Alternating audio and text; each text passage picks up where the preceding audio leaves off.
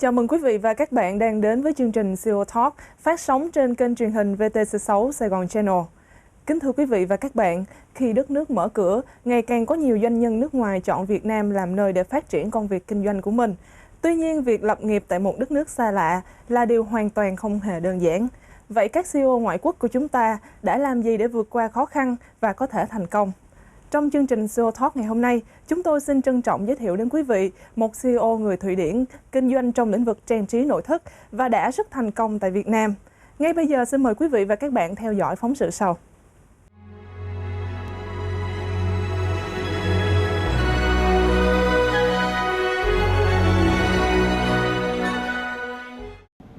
Từng làm việc cho tập đoàn IKEA, sau đó được giao nhiệm vụ mở rộng thị trường tại Đông Nam Á. Ông August Wingårdh đã có dịp sang thăm Việt Nam trong những lần tìm hiểu thị trường vào năm 1994. 8 năm sau, vào năm 2002, ông đến sống và làm việc tại Việt Nam. Sau đó, vào năm 2006, ông đã quyết định mở một chuỗi cửa hàng bán đồ trang trí nội thất đa chủng loại.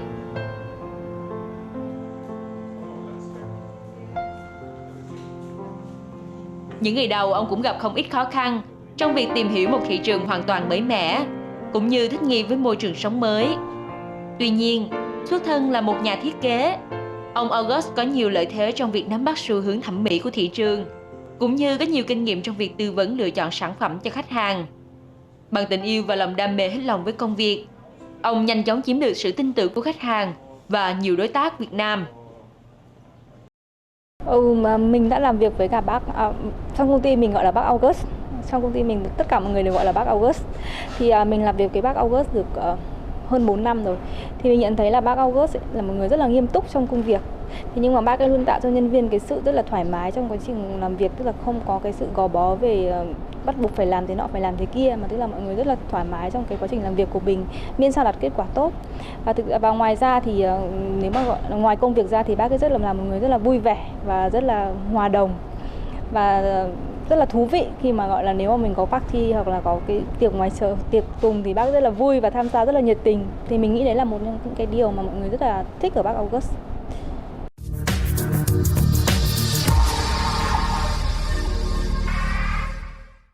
Thank you for coming to our program today. Xin chào, and xin chào Saigon Channel audience. Thank you for having me here. So for the first questions, why did you choose Vietnam to start your business? First time I came to Vietnam was already in 1994. I was sent out by my company that worked for a Swedish company called IKEA, a very big furniture company. And they sent me out to scout if there was some business to do in Vietnam, and the first thing I did was to buy a lot of plant pots out in Binh Duong. And already from first time I came to Vietnam, I really liked it. I can't say why. I think it's a lot of similarities between Vietnam and Sweden, which I picked up. And then I moved here 2002, and I got posted for still the same company. And then I finished my job for this company 2006. And I was here, and I have two choices. I could leave Vietnam, and I can go and work for my company somewhere else, or I can start my own business. So I decided to start my own business because I didn't want to leave. Why did you choose home furniture to carry your business rather than other products? One time in my life, and I managed to get a job on IKEA. And this is 20 years ago. And I worked for IKEA 15 years. I learned everything about design, product development, retail, how to buy the products, everything about quality of wood furniture, of steel furniture, of plant pots, of cups, of glass, everything. So I did that for 15 years. So it was very natural for me when I decided to start my own business. Of course, I should do it with the thing I love and the thing I know. So it's quite easy. Yeah. Okay. So why do you choose to name your business Uma? That's when you do your own business, you have to have a brand. You have to be able to be distinguished. This is something that some companies in Vietnam don't really have catched. They have very similar names. My idea is that you should have a very different name. So we took the initial from the three people who were in this process to start a company. So it's the U for Uli, it's the M for Milan, and it's the A for August. So it's very simple. It's 3 names. Then it turned out that Uma has a lot of different meanings.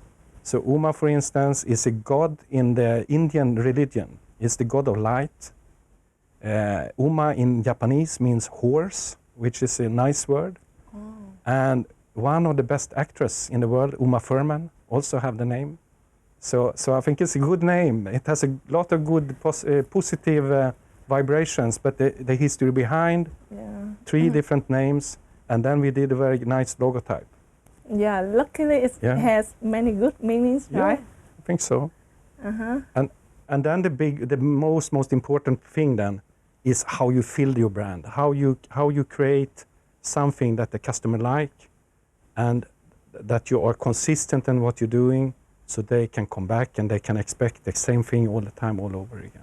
As a foreigner, do you think that running business in Vietnam, a very new and unfamiliar country, is difficult?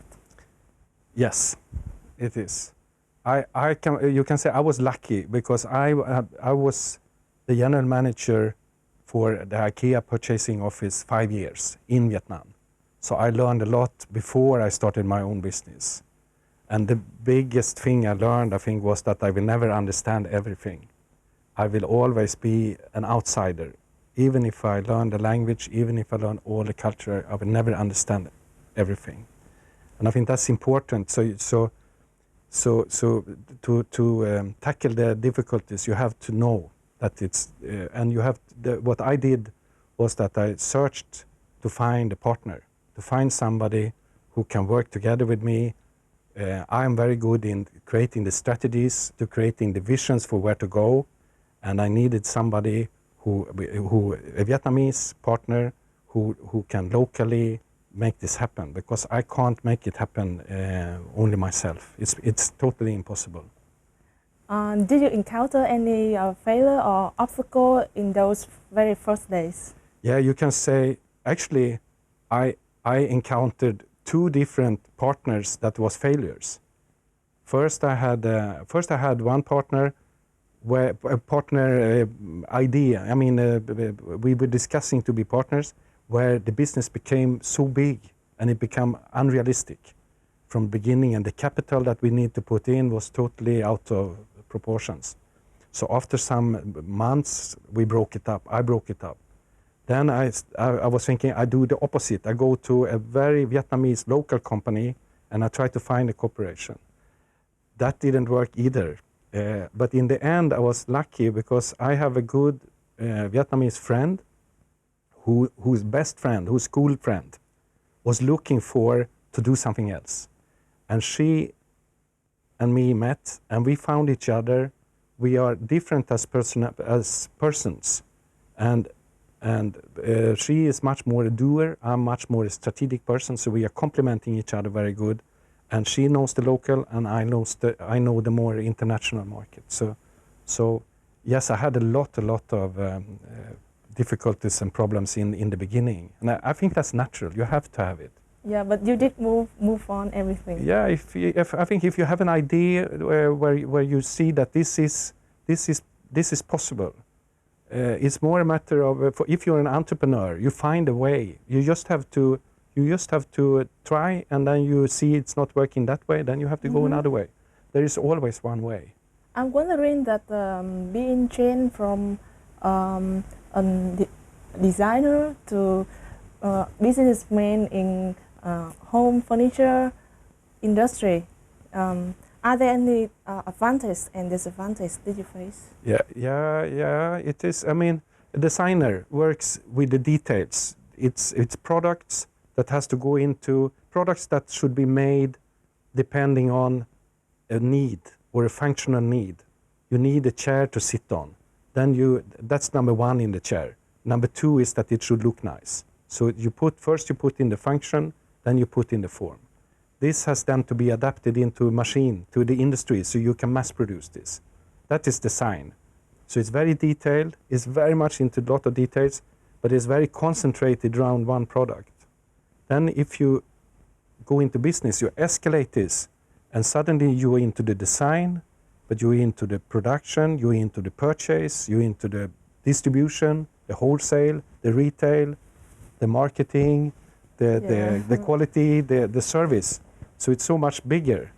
Yeah. And for me, I like that much more. I can really see, I'm good in seeing the totality, and I can have a big picture of all these different parameters that we have to work with and move them in the right direction all the time. Okay. But I think also it's a very good advantage to have been in the detail of design, to know, you know, exactly how you actually construct the furniture. To have that knowledge, but then to lift up and work with all the different So you parts. can know which one beautiful and which one not, right? Yes, of course. Yeah. Or at least I know what I think is beautiful and not beautiful, because that can be different. The taste is different. People like different things. What makes Uma different from other home furniture shops? I think it's one big thing. We know what we're doing, and what we're doing is that we have 100% customer focus. We don't survive if our customer don't like us. Is it also your strategy? Yeah, it's the strategy. And I would also say that our strategy is very clear on who is our customer. Our customer is the Vietnamese women.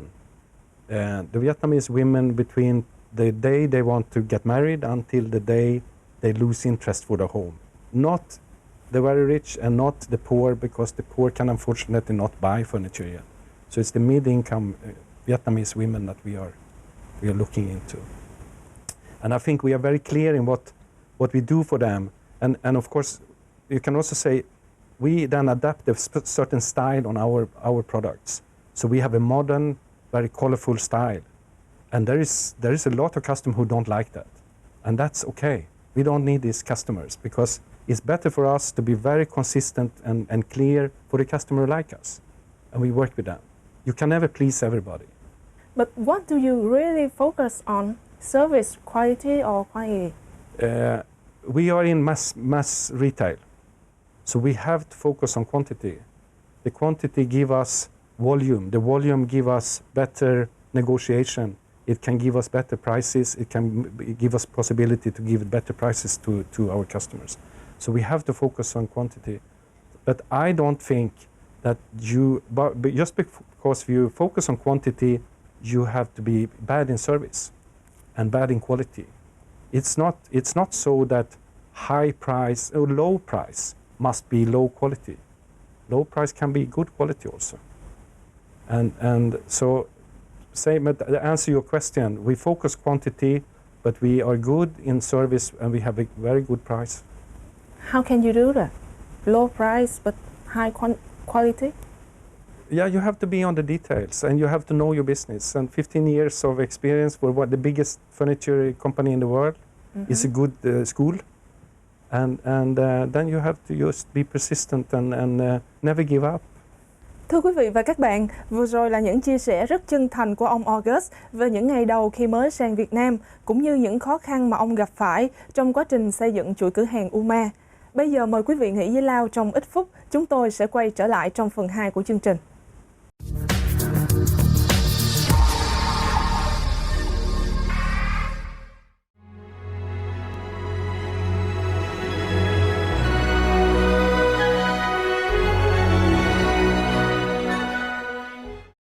Sau 10 năm tìm hiểu và phát triển thị trường, hiện nay nội thất Uma đã có 5 chi nhánh tại 2 thành phố lớn nhất Việt Nam là Hà Nội và thành phố Hồ Chí Minh. Lựa chọn vị trí ngay trung tâm thành phố, các cửa hàng của Uma thật sự thu hút khách hàng ngay từ cái